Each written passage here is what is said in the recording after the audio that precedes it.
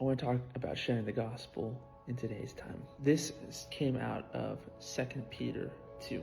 So when sharing the gospel with somebody in today's era, let's call it an era that marks a time period.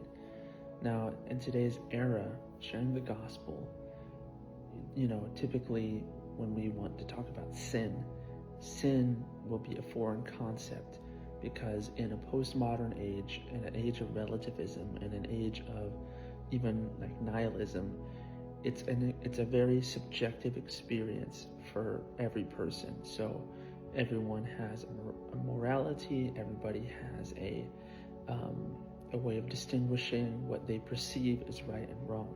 That kind of basis doesn't do anything for anyone. We may at best have clusters of beliefs, but without direction as to where those beliefs go, right? Or how those beliefs guide what they're accomplishing. I want to talk about this thing about how to talk about sin. See, revealing sin comes by sharing not about the word sin per se, right? We have to do what God demonstrates in the Old Testament and the New Testament, which is to reveal the nature of sin. Revealing sin comes by sharing about unburdening, sharing about forgiveness. And how is this any different? Well, it's coming from the intention of identifying, or it's coming from the purpose of identifying what people have subscribed to, right? So that the belief systems of this age, right, have amounted to a forward motion for a lot of people, and they don't know where it's going, and they don't know why it costs so much to live this life. The questions are arising: why? What is purpose? What is meaning? And some people have reserved to be without purpose and meaning. Okay, be that as it may.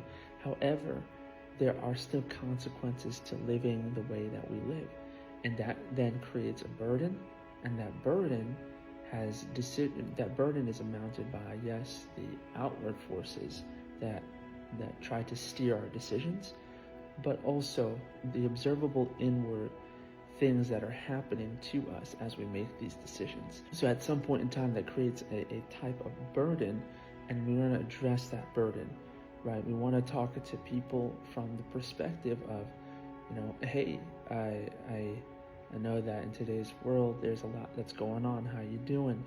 And leading into questions that focus on inquiring about the condition of somebody's well-being, their mentality, their emotional stability in this age. I think we all can get behind that. Now, most people will not understand the language of sin without acknowledging God, without acknowledging Israel, without acknowledging Christians. They just won't understand it because it stems from God, right? We have understanding and revealing of sin because of God. Therefore, presenting to them that Jesus delivers us from the weight of this world, this present age. Though he does not remove us from this world, he causes us to understand the right intentions and purposes to live in this world by. Therefore, he gives us grace to live by having faith and trusting him with this life, and not trusting our life to the direction and the teaching and the leading of the voices that are in this age. I hope this blessed you guys. It's short, but I think it's a very important point to make. Take care. See you out there.